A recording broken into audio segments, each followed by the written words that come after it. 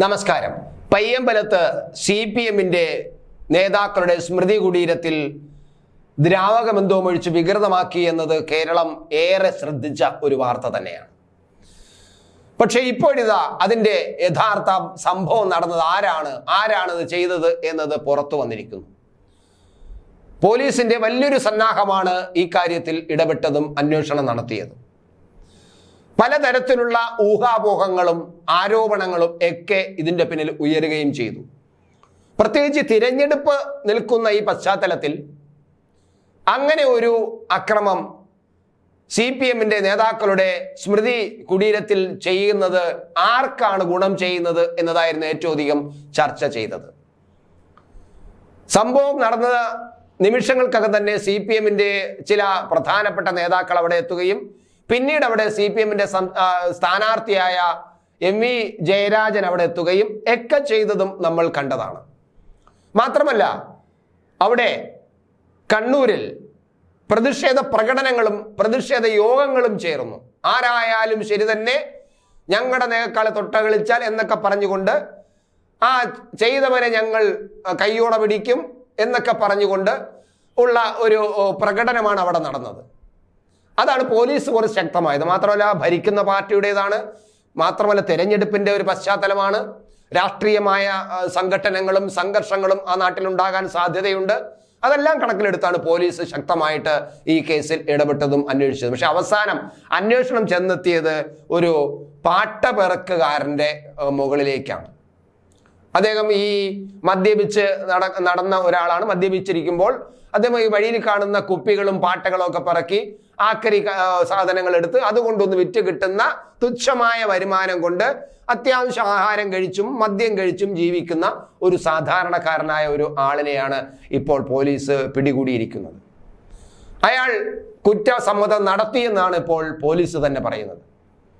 കാരണം കുപ്പികളെല്ലാം ഇങ്ങനെ ഓടയിലും റോഡ് സൈഡിലും കിടക്കുന്ന കുപ്പികൾ പറക്കുമ്പോൾ ആ കുപ്പിയിൽ കുറെ ഈ കുടിക്കുന്ന വെള്ളം, അതായത് സോഫ്റ്റ് ഡ്രിങ്ക്സിന്റെ കുറച്ച് അംശമുണ്ടായിരുന്നു. അദ്ദേഹം അതിനെ ഇങ്ങനെ വീശി ഒഴിച്ചു. ആ കുപ്പി കാലിയാകാൻ വേണ്ടി അത് വീശി ഒഴിച്ചു. ആ വീശി ഒഴിച്ചുകൊണ്ട് നടന്നുപോയി. അങ്ങനെ വീശി ഒഴിച്ചപ്പോൾ അടുത്തുണ്ടായിരുന്ന സ്മൃതി കുടീരത്തിലൊക്കെ വീണു. അല്ലാതെ അയാൾ ബോധപൂർവം ഒഴിച്ചതും അല്ല എന്നാണ് അദ്ദേഹം മൊഴിയെടുത്തിരിക്കുന്നത്. എന്തായാലും പോലീസ് ഇപ്പോൾ അദ്ദേഹത്തിന്റെ മൊഴി അത്ര കാര്യമായിട്ട് വിശ്വസിച്ചിട്ടില്ല. എന്നാൽ വിശ്വസിക്കാതിരിക്കുന്നുമില്ല.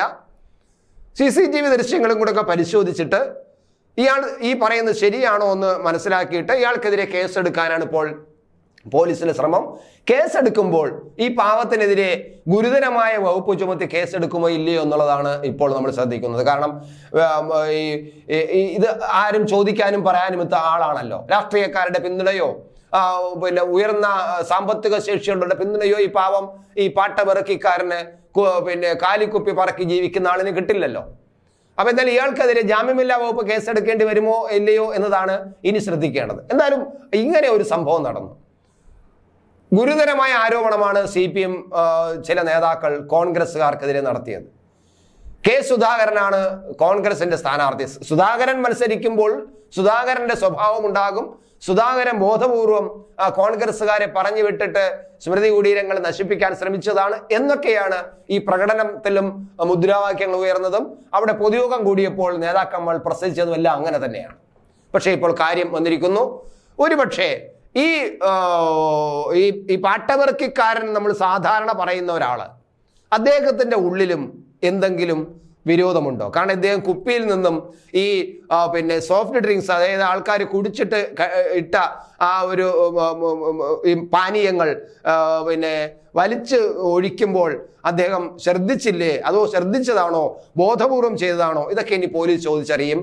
ഒരുപക്ഷെ അദ്ദേഹം ഈ പറയുന്ന പാട്ടപ്പെറുക്കിക്കാരനും ഒരു കാലത്ത് പിന്നെ CPM-ന് വേണ്ടി സിന്ധാ വിളിച്ചവനായിരിക്കാം എന്നും കൂടി നമ്മൾ കാണേണ്ടതുണ്ട്. അങ്ങനെയാണെങ്കിൽ ഈ ഒരു പാട്ടപ്പെറുക്കിക്കാരൻ എന്നുള്ള തരത്തിൽ അയാൾക്കെതിരെ കേസെടുക്കാൻ നിസ്സാരമായ കേസുകൾ, കാരണം ഒരു പെറ്റി കേസ് എടുത്ത് വിടാനുള്ള കേസ് മാത്രമേ അദ്ദേഹം ചെയ്തിട്ടുള്ളൂ. പക്ഷേ അദ്ദേഹത്തിന്റെ ഉള്ളിൽ ഈ പറയുന്ന ഈ പ്രസ്ഥാനം നമ്മളെ ചതിക്കുകയും ഈ പ്രസ്ഥാനം നമ്മൾക്ക് വേണ്ടിയിട്ട് എന്നെ പോലുള്ളവർ നെഞ്ചിൽ കൊണ്ടു നടന്ന ഈ പ്രസ്ഥാനം ഇങ്ങനെ ആയിപ്പോയല്ലോ എന്ന വിഷമം ഒരുപക്ഷെ തീർത്തതുമാകാം.